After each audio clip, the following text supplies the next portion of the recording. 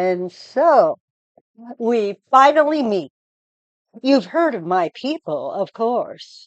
Our fame is wide, but perhaps you have not yet had the pleasure of a proper introduction until now. I belong to an exclusive society, one of the cruelest known to man. Can you guess which one? Go on, see if you can. Am I a murderer? That's always the one folks go straight towards. And yet, I must disappoint. There's no blood on these hands yet. So what else could I be? A tyrant? Another possibility. And I agree, they too have their vicious charms. But even a tyrant is no match for us. What's that? A lawyer? I said feared, not hated. A cannibal. Not a guess I usually hear. Very interesting. Uh, chocolate? Oh, come on. Someone must know. Okay, I'll give you another clue. Our members have the honor of being feared across the globe, like a virus, and not a new one. Generation after generation have passed down their warnings of us. And did I mention we are all women? You guessed it, haven't you? Well done. Good job. I knew you would. And isn't it obvious? I mean, who else could I be but the evilest of all creatures? I am, of course, a stepmother. Surely that deserves a bow or a drink.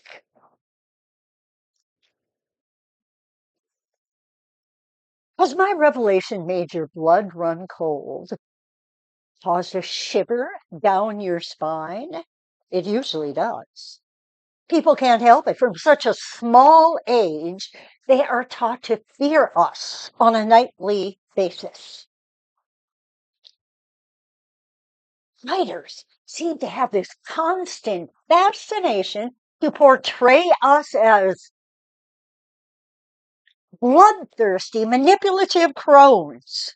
We are accused of child labor, poisoning, banishing young people from their homes, locking them in towers, all in the pursuit of our greatest desire, eternal beauty. The brothers Grimm were particularly brutal to us, as was dear Hans. They wouldn't allow us an ounce of maternal love. No, that right belonged to the real mothers, with their endless hugs and their soft lullabies. Such a contrast to the rooms we gave you to sleep or the boxes in which to put your hearts. Well, at least you never made us boring. That is something to be grateful for. And your perspective could be seen as feminist in some way. For at a time dominated by male triumphs, you showed that a woman could have ambitions of her own, even if it was filicide. Did you ever notice that there are no evil stepfathers in children's fairy tales? Which is odd, considering all the chasing dragons and rescuing maidens the menfolk do. Those are risky activities, and yet they never perish. No, just us women. I wonder why. At least Shakespeare was a little more inclusive. Poor Hamlet's stepdaddy had him killed. with a poisoned lamp. Admittedly, he did moan quite a bit. Did you know that reading has gone down around the world?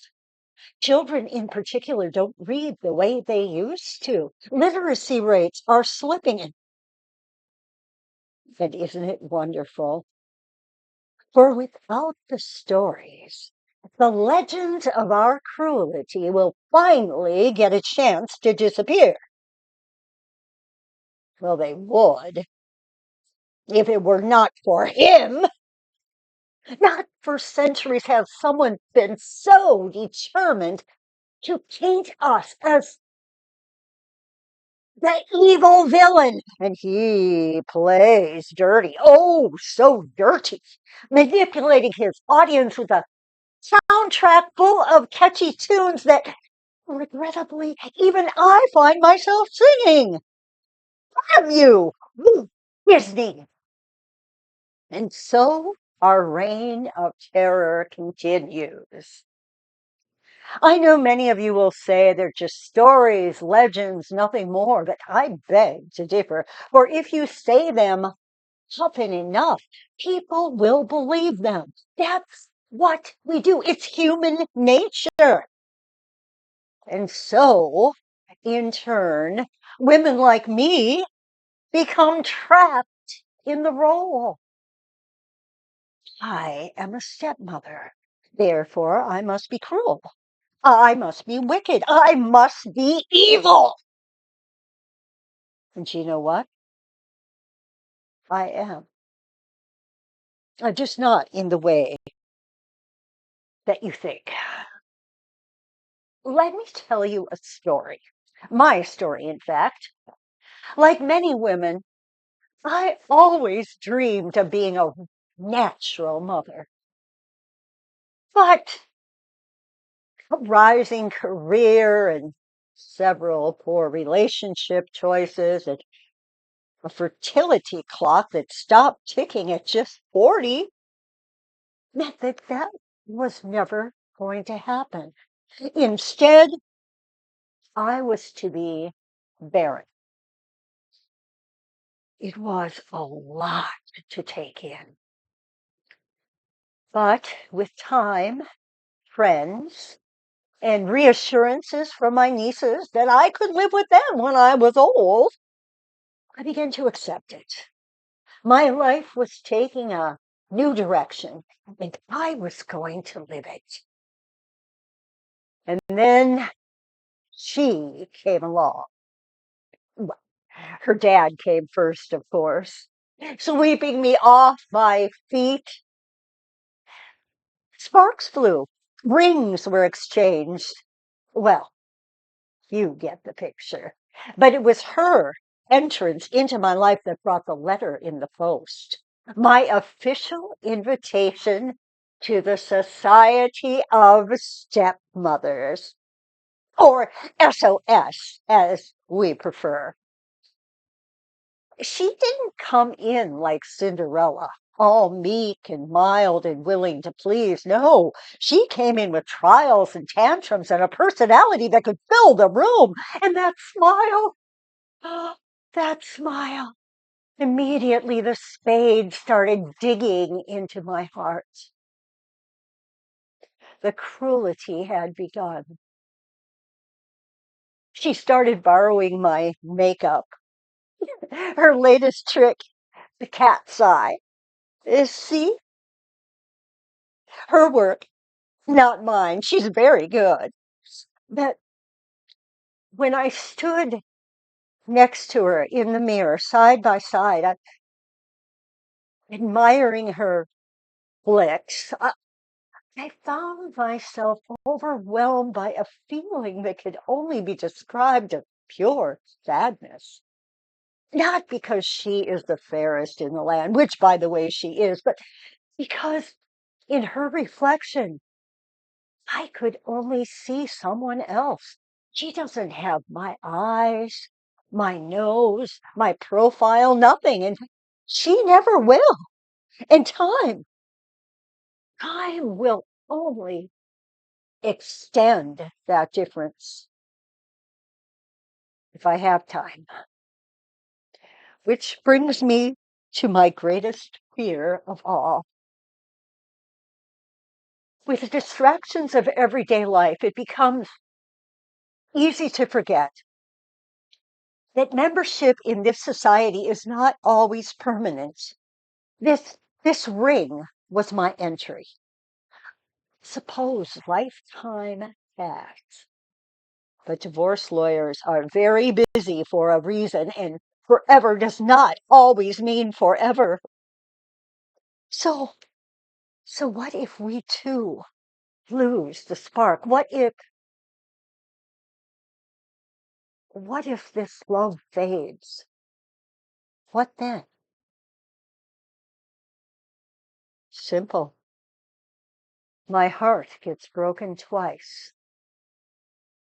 Firstly, I lose my husband, the love of my life. And secondly, I lose her, the girl who each and every day is taking over a little bit more of my soul. And that fear is heartbreaking. Which is why the brothers Grimm were right. We stepmothers really are the cruelest individuals known to man. The ones we are the cruelest to are ourselves, for we willingly signed up for this. From the very first date, we knew of her existence, but we ignored the risks and plunged straight ahead. We were perpetrating our own suffering, being the victim of our own creation. And which is more? I would do it all again in a heartbeat because she has given me the greatest joy my heart has ever known. And her dad, too, on a good day. She has forever given me the greatest gift my life has ever known.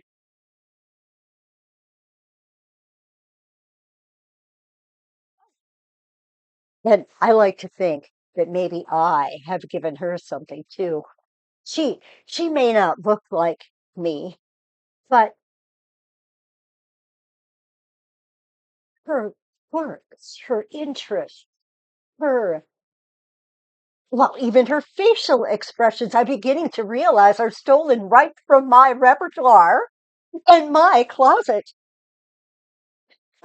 For you see,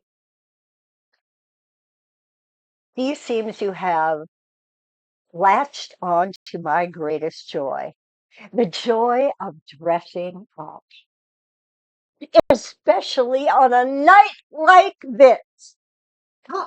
Oh, goodness. Is that the time?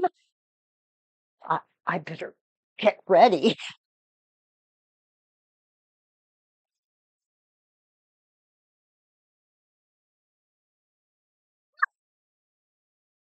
Well, there have to be some perks with the job, and I do look good in a crowd.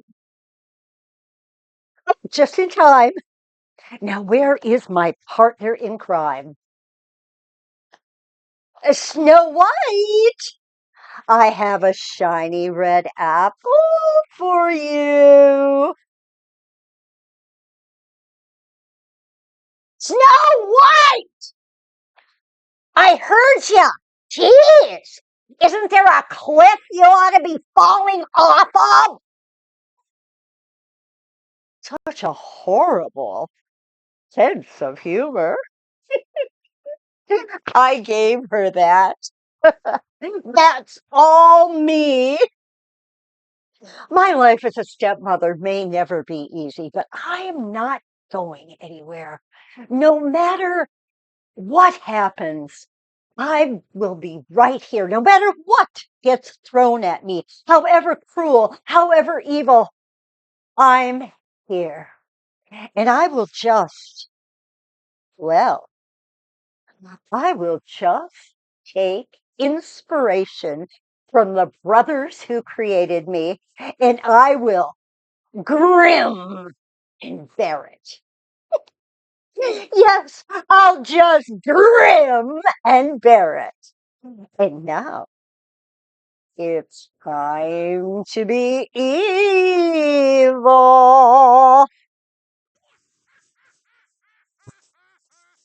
Ah, ah, ah, ah.